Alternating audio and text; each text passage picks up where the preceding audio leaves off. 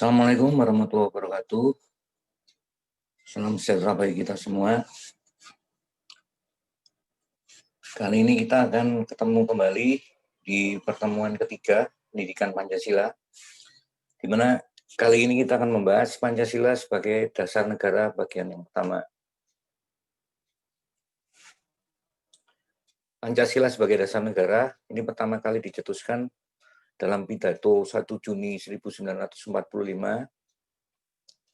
di mana Presiden Soekarno saat itu menyebut dasar negara dengan menggunakan bahasa Belanda, atau dikenal dengan filosofis of Grondslag bagi bangsa Indonesia. Filosofis of Grondslag itulah fundament, filsafat dan pikiran jiwa hasrat yang sedalam-dalamnya dari yang diharapkan nantinya bagi Indonesia. Presiden Soekarno juga menyebut dasar negara kita adalah Pancasila dan UUD 1945, di mana undang-undang ini adalah sebagai sumber dari segala sumber hukum di Indonesia.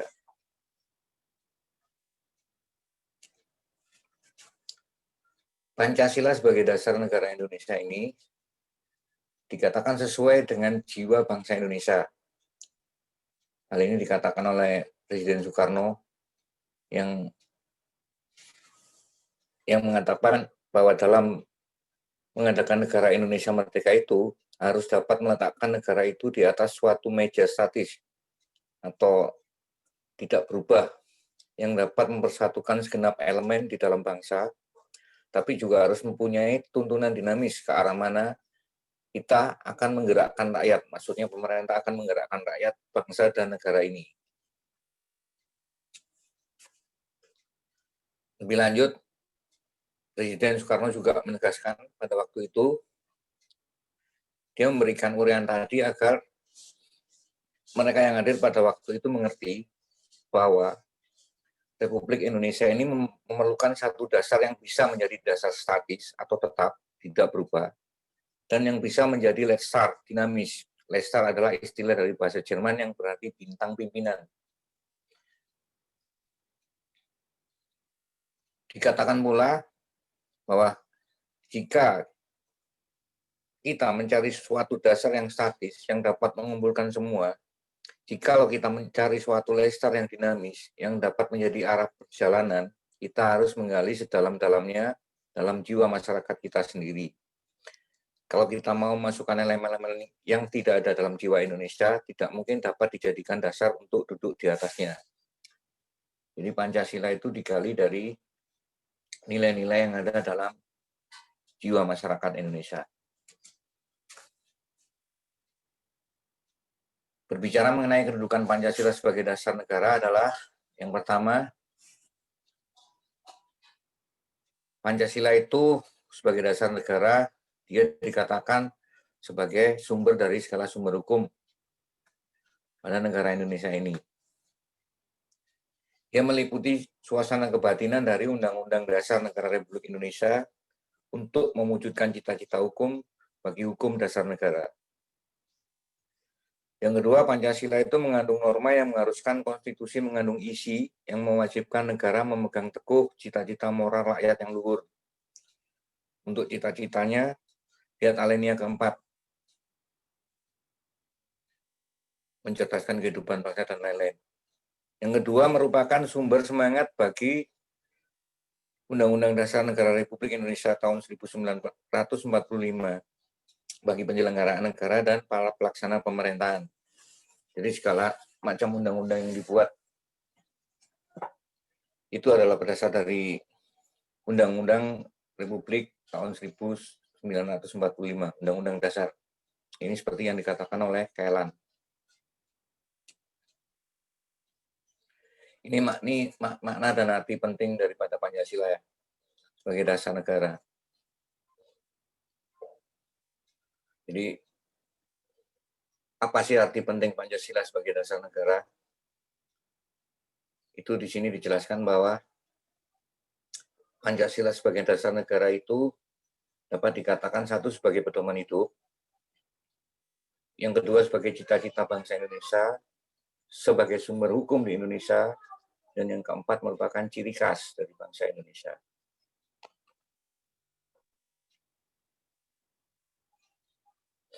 Apa maksudnya Pancasila sebagai pedoman hidup?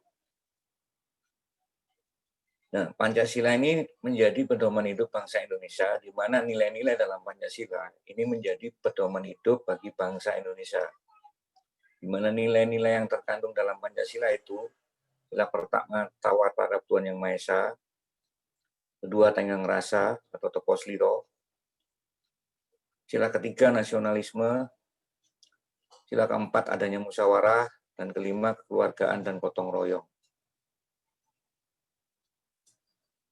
Sebagai tujuan dan cita-cita bangsa, ini seperti dijelaskan dalam pembukaan UUD, tujuan nasional negara Republik Indonesia, tertuang dalam alinea keempat. Sebagai sumber hukum, Pancasila menjadi sumber hukum dari segala hukum yang berlaku di Indonesia. Tidak boleh ada satupun peraturan yang bertentangan dengan Pancasila.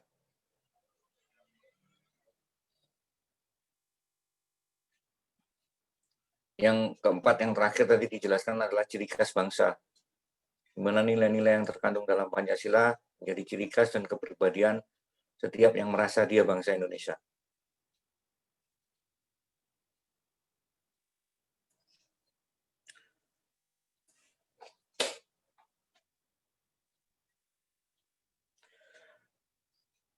Agar dapat memahami mengenai Pancasila sebagai dasar negara, Anda dapat membuat nantinya proyek lapangan harusnya ya, tapi ini nggak kita laksanakan.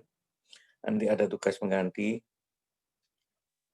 yang menjelaskan hubungan Pancasila dengan Undang-Undang Dasar dan Proklamasi. Nanti akan kita bagikan di Ciakat. Hubungan Pancasila dengan Undang-Undang Dasar 1945, dikatakan bahwa Pancasila adalah sebagai cerminan dari jiwa dan cita-cita hukum bangsa Indonesia. Pancasila dianggap merupakan norma dasar dalam penyelenggaraan bernegara dan yang menjadi sumber dari segala sumber hukum, sekaligus sebagai cita-cita hukum atau REH-ID, baik tertulis maupun tidak tertulis di Indonesia. Cita-cita hukum ini yang mengarahkan hukum pada cita-cita bersama bangsa Indonesia.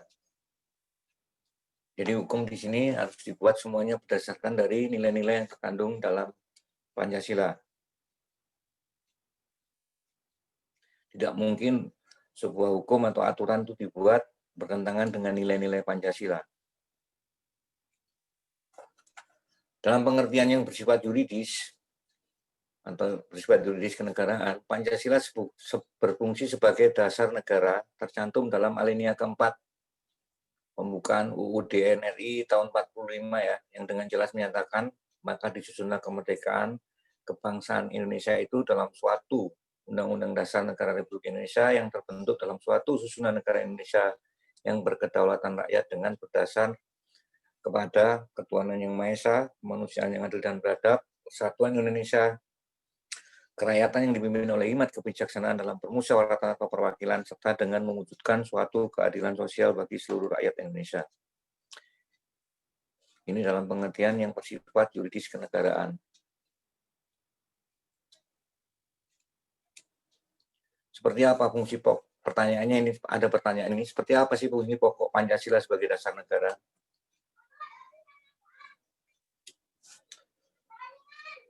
Sesuai dengan tempat dan keberadaan Pancasila, yaitu pada pembukaan undang-undang, maka fungsi pokok Pancasila adalah sebagai dasar negara kita. Pada hakikatnya, dia adalah sumber dari segala sumber hukum atau sumber tertib hukum di Indonesia. Ini diperkuat dengan ketetapan MPR nomor 20 tahun 66. Junto ketetapan MPR nomor 9 tahun 78. Adapun hubungan Pancasila dengan pembukaan Undang-Undang Dasar Negara Republik Indonesia tahun 1945 ini dapat dipahami sebagai hubungan yang bersifat formal dan material. Hubungan secara formal ini seperti dijelaskan oleh Kailan, yaitu menunjuk pada tercantumnya Pancasila secara formal di dalam pembukaan, yang mengandung pengertian bahwa tata kehidupan bernegara tidak hanya bertopang pada asas sosial, ekonomi, politik, akan tetapi dalam perpaduannya dengan keseluruhan asas yang melekat padanya, yaitu ada asas-asas kultural, religius, dan asas-asas kenegaraan yang unsurnya terdapat Pancasila. Jadi Pancasila pada pembukaan itu dia tidak hanya mengatur pada kehidupan sosial, ekonomi, dan politik, tetapi seluruh asas yang melekat pada Pancasila, mulai kultur atau budaya, keagamaan, dan asas-asas kenegaraan yang unsurnya terdapat dalam Pancasila. Hubungan yang bersifat formal antara Pancasila dengan pembukaan Undang-Undang Dasar tahun 45 ini dapat ditegaskan bahwa perumusan Pancasila sebagai dasar negara Republik Indonesia adalah sebagaimana yang tercantum dalam pembukaan pada alinea keempat. Di pembukaan ini merupakan pokok kaidah negara yang fundamental atau yang sangat dasar yang dijadikan pedoman nantinya terhadap tertib hukum di Indonesia, di mana pembukaan ini mempunyai dua macam kedudukan, yaitu sebagai dasar, karena pembukaan itulah yang memberikan faktor-faktor mutlak bagi adanya tertib hukum di Indonesia. Memasukkan dirinya di dalam tertib hukum sebagai tertib hukum tertinggi. Jadi undang-undang ini, pembukaan ini dianggap sebagai tertib hukum tertinggi, karena dia bersumber dari sumber hukum yaitu Pancasila. Kemudian pertanyaan seperti apa hubungan Pancasila dengan Undang-Undang Dasar? Ini dapat dijelaskan hubungan Pancasila dengan undang-undang, di mana Pancasila sebagai dasar mempunyai arti bahwa Pancasila ini terikat oleh suatu kekuatan secara hukum, terikat oleh struktur kekuasaan secara formal, dan meliputi hukum yang menguasai dasar negara. Yang kedua, kalau dijelaskan secara langsung, Pancasila ini tercantum dalam pembukaan pada alinea keempat seperti yang dijelaskan ke atas.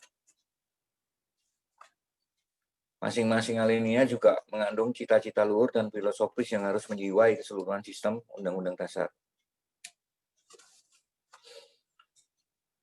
Dalam pembukaan ini di alinea pertama menegaskan keyakinan bangsa Indonesia bahwa kemerdekaan adalah hak segala bangsa, dan maka karenanya Indonesia menentang segala macam bentuk penjajahan di atas dunia.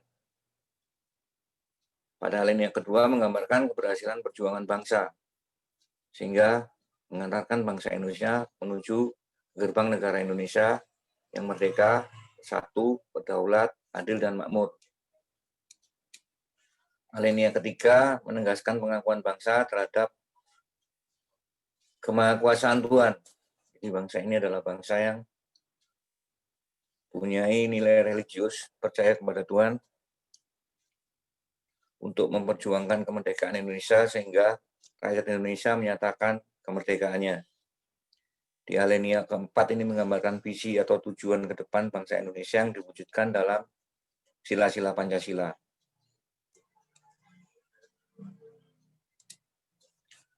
Makna dari setiap alinea tersebut menjelaskan bahwa pembukaan undang-undang sebagai ideologi bangsa yang tidak hanya berisi Pancasila. Inti dari pembukaan pada hakikatnya terdapat pada alinea keempat.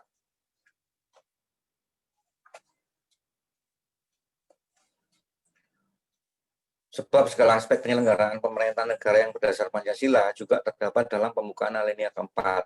Oleh karena itu, secara formal yuridis, Pancasila ditetapkan sebagai dasar filsafat NKRI, atau seperti dikatakan Soekarno di depan tadi adalah philosophy of brown flag. Jadi dia merupakan nilai dasar dalam berkehidupan berbangsa dan bernegara. Ini digunakan juga untuk membentuk ancaman yang ada di NKRI, antara lain komunisme, radikalisme, terorisme, masalah SARA. Dan untuk sementara sampai sekian dulu. Ini singkat aja pertemuan pertama. Nanti kita lanjut dengan yang pertemuan pada bagian kedua. Untuk pertanyaan atau diskusi, silakan kontak saya langsung. Nanti juga akan dibagikan materi pertemuan yang ketiga, materi lengkap maksudnya, dari bukunya Dr. Rumadi. Kemudian akan ada sedikit tugas di akad ya, yang harus kalian selesaikan. Oke, selamat belajar. Assalamualaikum warahmatullahi wabarakatuh.